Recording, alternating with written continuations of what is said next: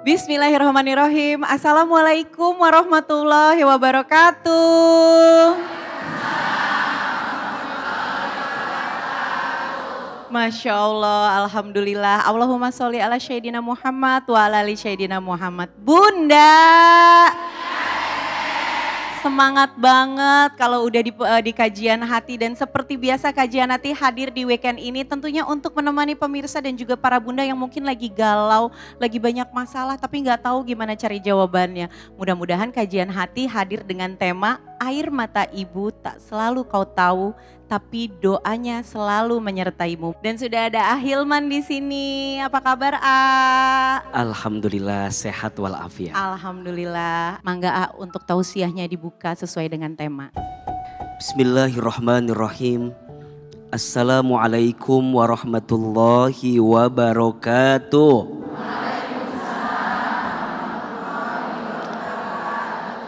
Bunda. Ya, Satu kali ada seorang sahabat yang bertanya kepada Nabi Muhammad SAW. Ya Rasul, kepada siapakah aku harus berbuat baik? Rasul menjawab, ummuka, kepada ibumu.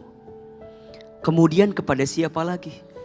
Rasul menjawab, ummuka, kepada ibumu. Kemudian kepada siapa lagi?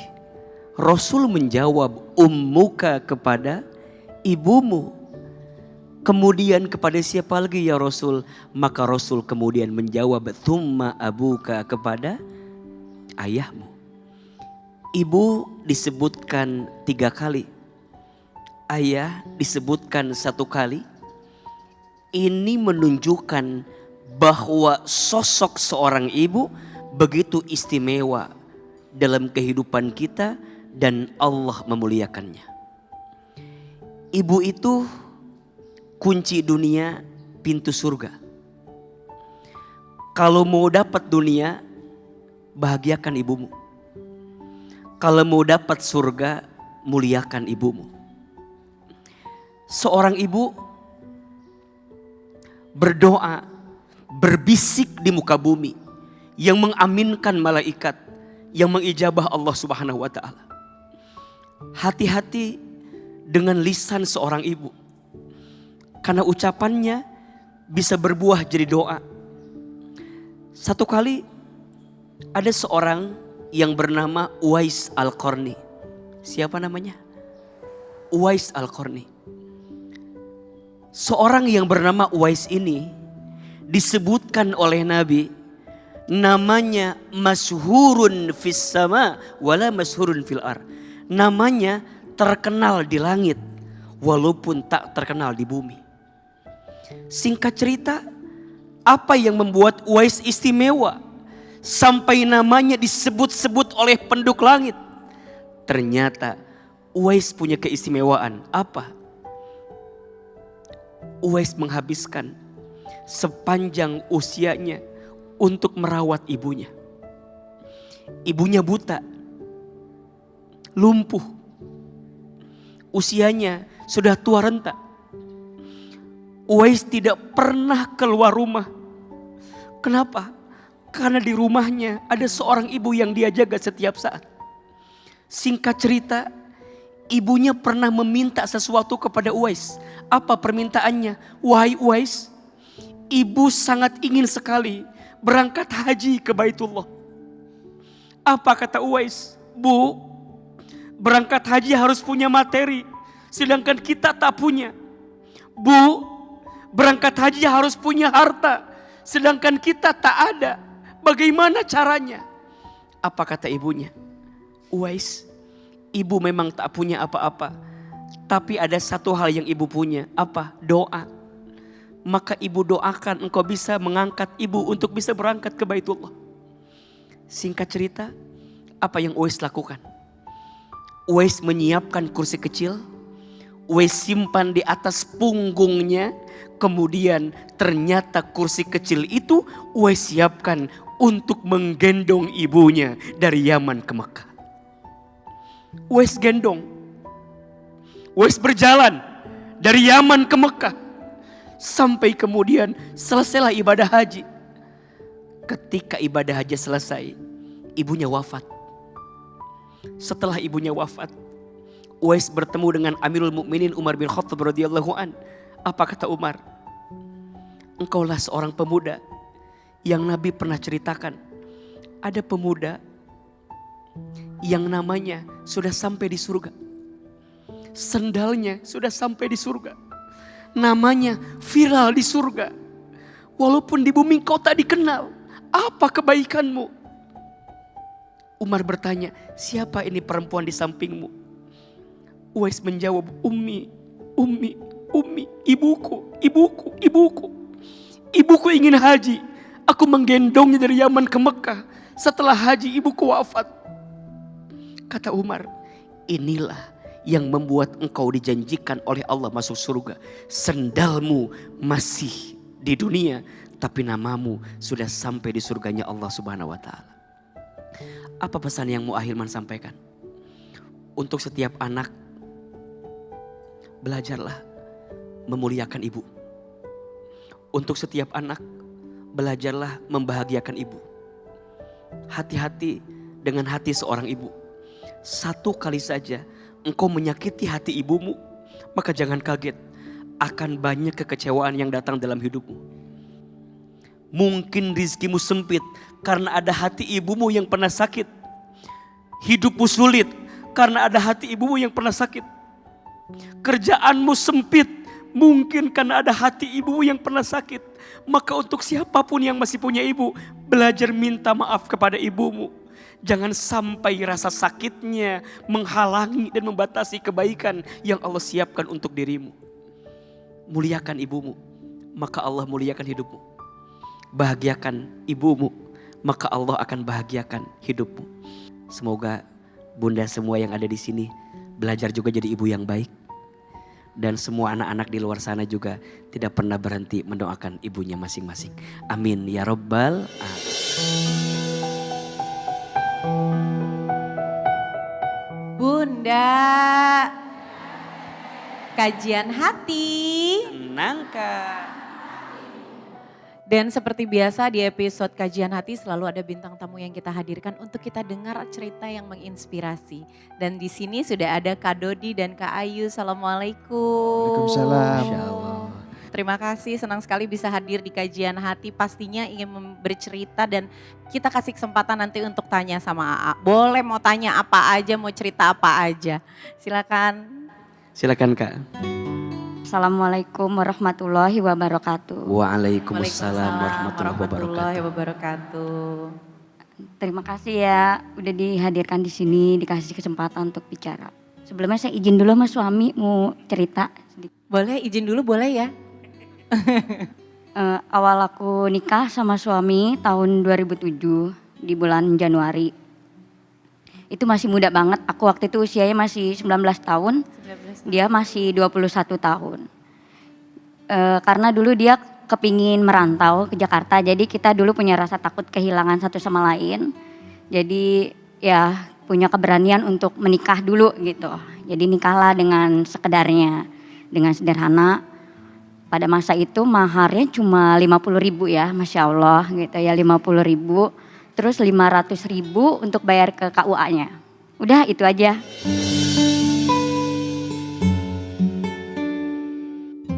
Lambat laun tuh selama pernikahan tuh 17 tahun ya. Selama 17 tahun pernikahan itu ya ada aja ujiannya.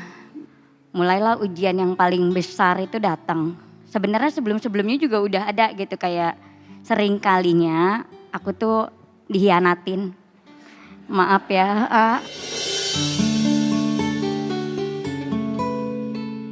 Sering kali banget, mungkin karena di entertain ya, anak musik, anak band gitu ya. Jadi gak jauh dari lawan jenis gitu kan, banyak godaannya. Ya sering banget yang dihianatin tuh gak cukup 1, 2, mungkin udah puluhan kali lah. Puluhan kali bener-bener gitu, puluhan kali. Terus ya gitu aja, paling kalau ketahuan minta maaf, kasih kesempatan lagi, minta maaf, kasih kesempatan lagi gitu terus ya. ada akhirnya pada titik setelah 17 tahun pernikahan itu kita bikin kesepakatan. Saking buat kayak aku tuh apa ya yang bisa gue percaya dari lu lagi gitu. Gue udah gak percaya nih gitu. Terus dia bilang yaudah kita bikin kesepakatan aja, surat kesepakatan di atas materai gitu kan. Jadi isinya itu ya perjanjian gitu untuk tidak mengulang kesalahan yang sama. Terus ternyata masih juga akhirnya dilanggar. Dan di situ titik kesabaran aku tuh kayak aduh habis ya, capek juga gitu. Soalnya udah puluhan tahun gitu kan. Kayak bertahun-tahun gitu. Akhirnya aku lelah, aku ngambil sikap untuk bercerai. Jadi aku benar-benar ke kantor pengadilan, aku ajuin perceraian.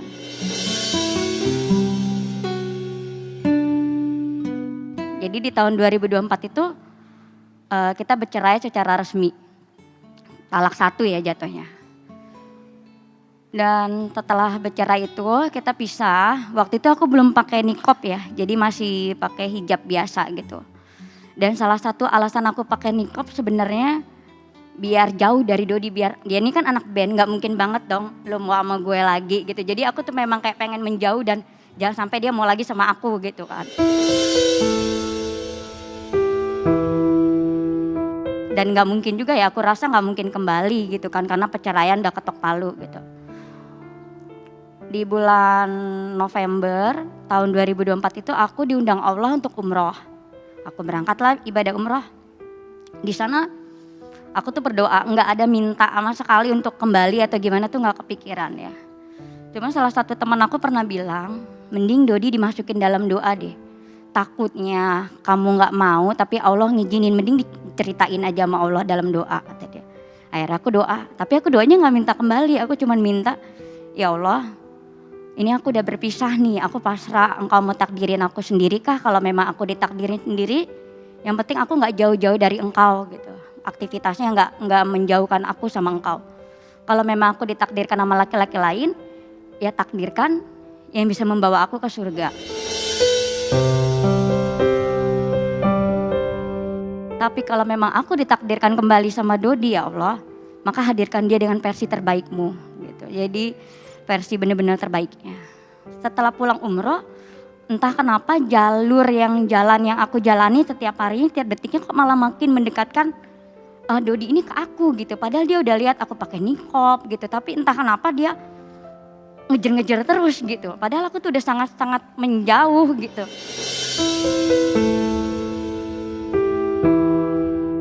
Ya alhamdulillah saya senang ya bisa diterima kembali sama istri tercinta. Bentar, Aduh. izin sebelumnya Mas Dodi mengaku bahwa apa yang istri sampaikan itu benar. Iya benar. Iya.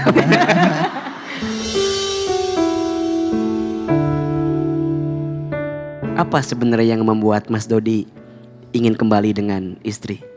Justru yang membuat aku kembali itu dia pakai niqab ya. Yang buat aku kembali karena kan aku kan menilai perempuan itu menurut diriku sendiri.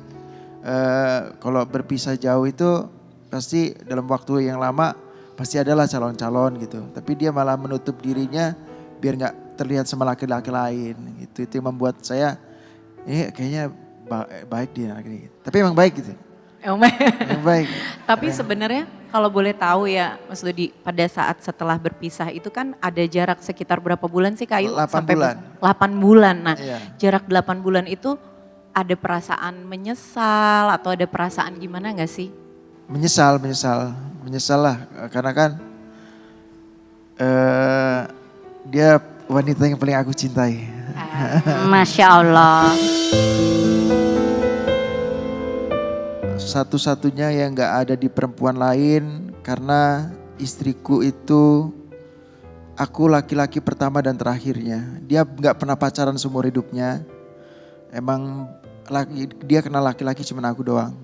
Dan dia tidak pernah bersentuhan tangan dengan yang bukan muhrimnya. Itu yang membuat aku ini kayaknya perempuan baik yang bisa mendoakan aku dan bisa membawa aku ke surga insya Allah.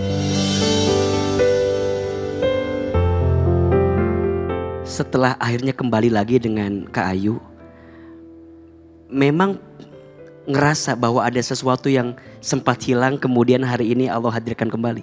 Oh iya banget, sangat kerasa. Soalnya memang waktu itu aku kayak kehilangan arah ya pas pisah 8 bulan itu aku malah jadi kurang beres gitu loh. Pulang matahari terbit, aduh hidupnya Kehidupannya malah jadi ngaco gitu. Jadi ngaco akhirnya kayaknya aku pulang deh, ini gak ada yang ngurusin gitu loh. Akhirnya aku beraniin diri untuk yuk kita nikah lagi yuk gitu. Emang rayunya juga gak langsung mau ya dia ya. Dia yang usahanya berapa lama itu untuk bisa meyakinkan lagi? Karena kan hati yang sudah kecewa sekian belas tahun pasti iya, cukup susah ya. lumayan lama sih aku meyakinkan dia itu kalau bahwa aku udah Udah gak kayak, udah gak akan melakukan lagi hal-hal yang kayak iya, dulu gitu. Udah Udah nggak- berubah lah ya gitu Iya ya. udah tobat lah insya Allah lah. Udah capek lah.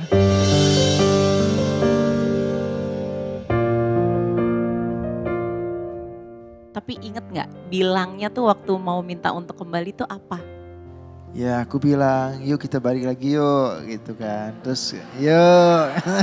Yuk kita balik lagi yuk. Kayak gampang banget ya Bu habis muter balik lagi ya. Kayak habis salah jalan ya. udah gitu. Dia mengeluarkan syaratnya satu, tapi nggak pakai perjanjian tertulis ya. Iya. Syaratnya satu, aku nggak boleh lagi, maksudnya dibatasin dengan teman perempuan, maksudnya sekedar kenal aja. Kedua, tidak boleh poligami. Padahal itu yang diimpikan. Oh ini baru jujur nih Bu ya, baru jujur ini ya.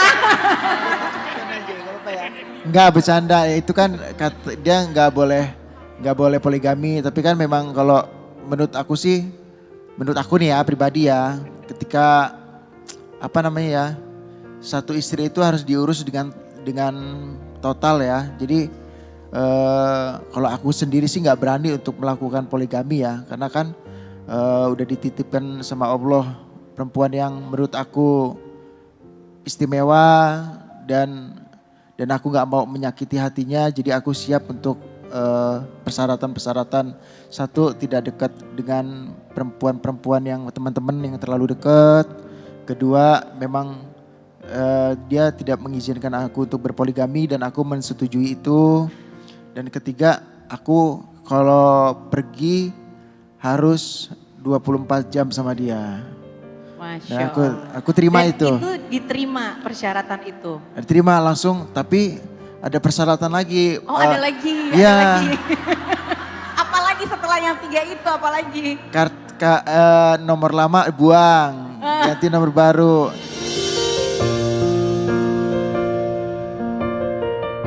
Udah akhirnya kita langsung ke Lampung menikah. Kan dulu kan kita nikahnya nggak dirayain, akhirnya dirayain. Oh jadi pernikahan yang kedua ini maksudnya ya hitungannya pernikahan yang kedua kalinya Iya. malah justru dirayakan. Iya kan waktu pernikahan pertama itu kan aku lagi latihan band, terus dia telepon, aku mau nikah sekarang gitu kan. Loh kok sekarang gitu loh. Terus akhirnya kamu punya duit berapa kataku. Aku punya duit 240.000, yaudah aku jual HP dulu. Terus aku jual HP 300.000. Jadi 550.000, 500-nya bayar penghulu, 50.000-nya itu mahar. Masya Allah lucu banget, itu adalah perjuangan pernikahan di awal-awal ya. Di awal karir baru menikah Itu gitu. iya aku ijab kabulnya masih pakai baju band. Kak Ayu kalau boleh tahu setelah menikah kembali, apakah Mas Dodi terlihat ada perubahan lebih baik atau seperti apa? Boleh mungkin Mbak Ayu mau bilang apa sama Mas Dodi, silahkan. Alhamdulillah, makasih ya kamu udah hadir di versi terbaik kamu dari 17 tahun aku kenal, ini yang terbaik. Karena dia sekarang lebih sabar, lebih lembut. Setia sih, hebat dia bisa udah melawan nafsunya itu udah termasuk hebat. Masya Allah gitu. Mudah-mudahan karena Allah ya. Ya Terima mudah-mudahan kasih. aku menjadi laki-laki setia di muka bumi ini. Mas Mas Dodi mau berjanji apa sih buat Kak Ayu untuk hari ini dan kedepannya setelah apa yang sudah dilewatin? Aku berjanji insya Allah selama aku hidup aku akan nemenin kamu sampai maut memisahkan. Mudah-mudahan kamu tetap bisa jadi teman ngobrolku sampai kakek nenek. Amin. Dan mudah-mudahan juga nanti kita punya cucu yang banyak.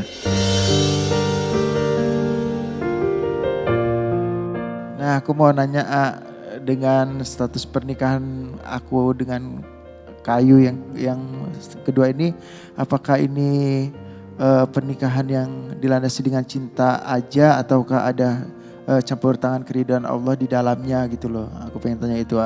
Saya mau tanya Ustadz, dengan jalan saya untuk memaafkan suami dan menerima kembali, apakah itu memaafkan yang benar-benar dianjurin dalam Islam? Atau justru saya yang terlalu lemah ya? Bunda. Mas Dodi, Kak Ayu, terima kasih sudah hadir di kajian hati. Bicara tentang jodoh itu memang kadang misteri ya. Jodoh itu Allah yang menentukan, kita manusia yang mengusahakan. Bagi Allah menyatukan dua hati sangat mudah. Bagi Allah juga memisahkan dua hati sangat mudah. Maka pesan pertama dari AA, belajarlah melandasi cinta kita dengan pasangan karena Allah. Jangan mencintai pasangan karena dunia atau karena urusan manusia saja. Karena mencintai pasangan karena manusianya ada batasnya. Mencintai pasangan karena dunianya juga ada habisnya.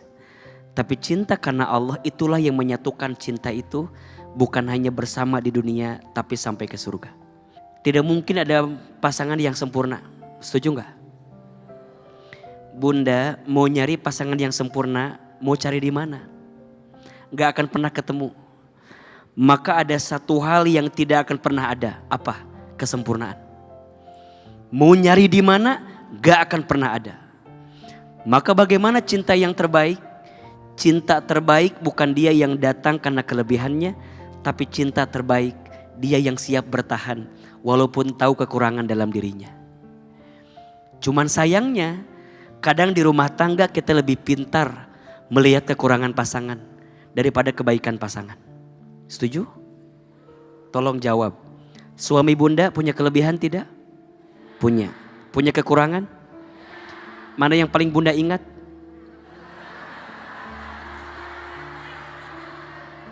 Kompak bagian itu jawabnya ya. Dan itulah kesalahan sesungguhnya.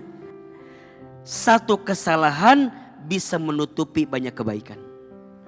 Kecuali Kak Ayu beda ceritanya. Karena Mas Dodi kesalahannya banyak banget. Maka kemudian di titik beliau pernah menyerah, wajar atau tidak? Wajar. Di titik beliau pernah ngerasa harus mundur dari semuanya, wajar tidak? Wajar. Tapi hari ini Allah satukan hatinya kembali dan itu semuanya karena Allah. Kenapa? Karena beliau pertama kali mintanya sama Allah. Bukan minta disatukan kembali, tapi minta ya Allah pertemukan aku dengan orang yang dekat denganmu dan membuat aku semakin dekat denganmu. Dan akhirnya laki-laki itu bukan yang lain. Tapi ternyata laki-laki itu adalah dia yang pernah ada di hatiku, yang pernah menyakitiku. Maka mohon maaf kalau boleh dijawab, inilah tingkat memaafkan yang paling tinggi saat kita masih mau menerima orang yang pernah menyakiti kita berkali-kali. Sayangi istri dengan baik, cintai dia dengan baik, jangan menyakitinya untuk sekian kali setelah Kak Ayu menerima engkau dengan kelapangan hati yang pernah ada. Dan ke depan setiap Mas Dodi ingin berbuat salah, ingat kebaikan istri. Setiap Mas Dodi harus terpeleset, tenggelam lagi, ingat kebaikan istri. Karena memaafkan setelah terluka itu adalah sesuatu yang sangat berat. Setuju? Maka Kak Ayu memaafkannya bukan karena Mas Dodi tapi karena Allah. Dan percayalah, Memaafkan tidak pernah mendatangkan keburukan. Yang namanya memaafkan pasti mendatangkan kebaikan. Memaafkan itu tidak merubah masa lalu, tapi memaafkan mencerahkan masa depan. Jangan pernah main-main dengan pernikahan. Pernikahan itu bukan permainan. Pernikahan itu adalah janji kita bersama dengan Allah Subhanahu wa taala. Jadi saat Mas Dodi mengatakan akad yang kedua kalinya, saya terima nikah dan kawinnya Kak Ayu dengan mas kawin sekian dibayar tunai, apa maknanya? Mulai hari ini saya berjanji tidak akan pernah menyakitinya lagi. Saya berjanji tidak akan pernah melewatkan kebaikan untuknya lagi. Dan saya berjanji akan membimbing istriku bukan hanya di dunia tapi sampai ke surga. Dan setelah Kak Ayu dinikahkan kembali dengan Mas Dodi, maka Kak Ayu berjanji mulai hari ini aku serahkan hatiku kepada dirinya. Dan aku pun berjanji aku akan membersamai suamiku bukan hanya di dunia tapi sampai ke surganya Allah Subhanahu wa taala. Jangan mencintai seseorang seperti menggenggam pasir. Ibarat pasir yang kau genggam, semakin kau menggenggamnya, semakin kau kehilangan pasirnya. Maka bukan digenggam tapi diletakkan. Letakkan pasir itu, biarkan Allah yang pada akhirnya mengantarkan kebaikan di dalamnya. Kak Ayu cintai Mas Dodi bukan menggenggamnya, tapi cukuplah ini adalah amanah yang Allah berikan kepada dirimu. Dan Mas Dodi jangan pernah mengulangi kesalahan yang sama. Karena di antara orang yang bodoh adalah dia yang sudah diberikan kesempatan tapi dia mengakukan kesalahan yang pernah dia lakukan. Mudah-mudahan Allah menjaga kalian berdua di dunia sampai ke surga. Amin ya rabbal alamin. Jadi pas dia bernikop, aku tanya alasannya kenapa kamu bernikop katanya. Karena aku seorang janda kata dia. Kalau aku buka wajahku, aku takut digoda laki lain. Nah dari situ aku langsung, wah aku harus balik. Alhamdulillah senang. Awal-awal untuk saya pertama kali balikan, anak saya karena udah pada gede-gede, ada nggak seperti yang saya tangkap ya, seperti nggak pengen ibunya balik lagi sama ayahnya pada waktu itu. Karena kekecewaan anak-anak saya, sepertinya saya telah melukai ibunya sehingga mereka itu sempat ada pikiran mama mendingan sendiri aja gitu. Tapi saya buktikan ke anak-anak saya bahwa kali ini memang ayah datang dalam versi terbaik ayah. Dan sekarang kita malah tambah saling menyayangi ya. Allah ya, Allah yang menggerakkan hati saya. Sebenarnya sekalipun saya tidak kembali sama dia, saya tetap memaafkan ya. Karena memaafkan itu kan kayak memang kebutuhan hati saya gitu. Dengan kita memaafkan kesalahan orang lain, hati kita tuh jadi lebih tenang sendiri, lebih lapang gitu. Insya Allah yang aku tahu kalau kita berusaha untuk ke arah yang lebih baik, pasti Allah nuntun ke arah yang lebih baik.